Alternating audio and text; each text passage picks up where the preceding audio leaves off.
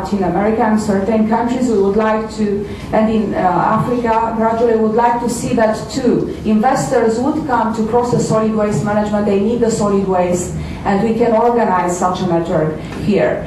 Jordan has huge resources of geothermal energy. We have already launched work on geothermal energy, to use geothermal energy on energy production and on food drying. The President of Iceland himself has offered technology and support for Jordan to start launching value chains in geothermal energy, producing electricity but also drying food. Drying food would help farmers to rationalize the use of the food they produce. It changes the food consumption pattern, is food security, is very much in demand in the global market, and Jordan does have huge geothermal energy resources. So the meeting of the group is taking place this afternoon. So farmers can actually make use of the extra production using geothermal energy, and that generates lots of services. It is about sorting, packaging, depositing, transportation, trade, and there are countries that are generating growth using geothermal energy for that particular purpose. We also speak about a series of interventions that are more looking into some entrepreneurship in those communities. We have a large partnership with PepsiCo. I'm just mentioning the company here, but that's just one of them, to have solar-powered entrepreneurship in those communities, so people can actually sell beverages, produce some food, cook using solid-powered carts and kiosks and grills, and make an income. So I'm just giving a few examples. There are plenty more of that, and we would like, to the extent possible, to see that implemented here.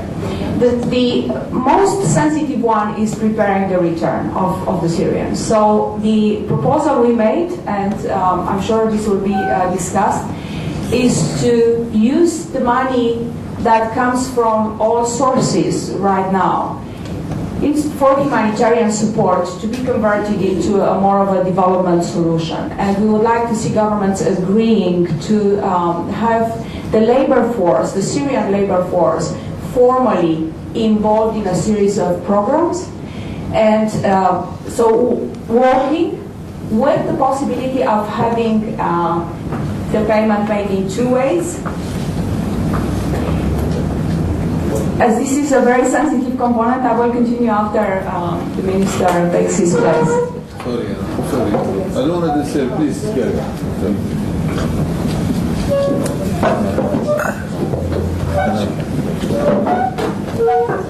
وصلت على نقطة حساسة. Sorry. So I will finish very, very quickly.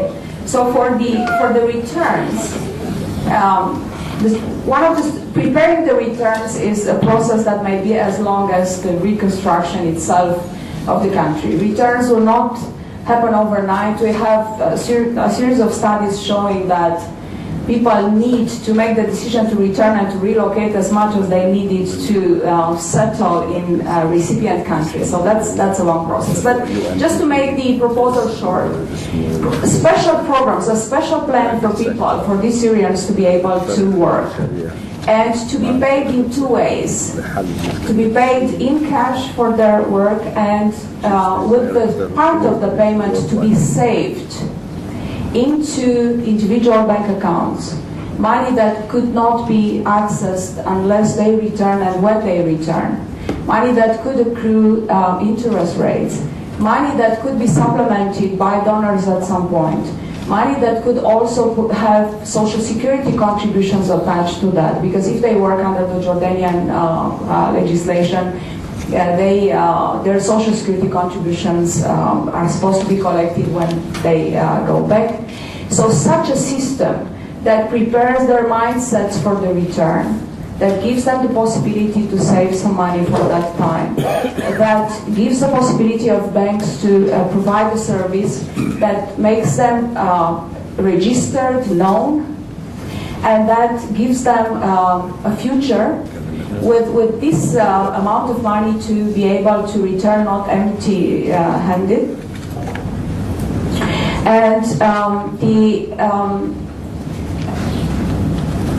introducing the program in solidarity, all those countries realizing their contribution, the contribution that these people make to local economies while they are displaced, and the possibility of having this contribution translated into the future reconstruction of Syria would be a solution. So this could be detailed. There are various scenarios of this possible approach. I'm not speaking here about Syrians taking Jordanian jobs. I'm not speaking here about Syrians taking Lebanese jobs.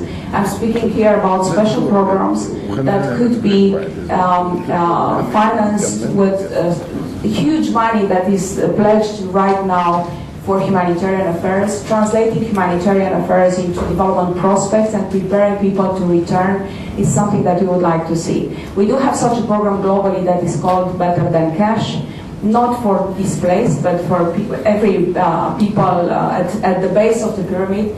We could, we are thinking of converting it into a solution for the Syrian returns, whenever return is possible. With that, I would like to stop and to thank you very much. It was much longer than I thought, and to welcome Minister Said with us here. Thank you very much. I think I'm delighted and honored to receive His Excellency Brahim Saif, our Minister of Planning, and to ask him to make his presentation. And after that, maybe we will need to go back to Iman for the methodology that we are going to use. You have skipped that, or maybe we can do it after the break. After the break, we will need to seek your wisdom and guidance on whether we are on the right track, more on the course that we intend to take in our study. But for now, we are all ears for you, Your Excellency. Thank you.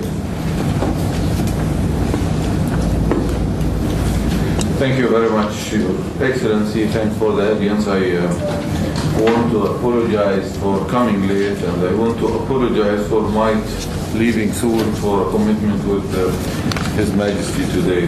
That Mr. Abu-Ghazaleh could apologize to attend this, but I couldn't do it. I just want to say that the Syrian fight that we're dealing with is taking a lot of attention and a lot of our time and efforts in order to be able. I'm glad that also we're joined by my colleague, Dr. Wadani, who has done some examination, investigation into this, and Dr. Dadari as well, who have been handling the file from probably a different perspective. So I think today when we are tackling the issue from the Jordanian perspective, I think it would complement whatever effort that has been already done, and although the effort that is already ongoing in that regard. The way we look at the Syrian file, and let me share with you the way that we are also shifting the paradigm in handling the Syrian. First and foremost, the figures maybe are already out now regarding the number of the Syrians, the number of the refugees, the distribution of the refugees, and where they come from. And if it's not available, it should be available in this paper that I would like to share with you. This is quite similar to the cost and the costing issue. Now, I think the Syrian crisis, to put it that way, is now ascending in a way that is not only influencing I'm talking about the number of refugees, but it goes beyond that actually. We're talking about the whole stability of the region and also the spillovers, not only economically, but politically, socially.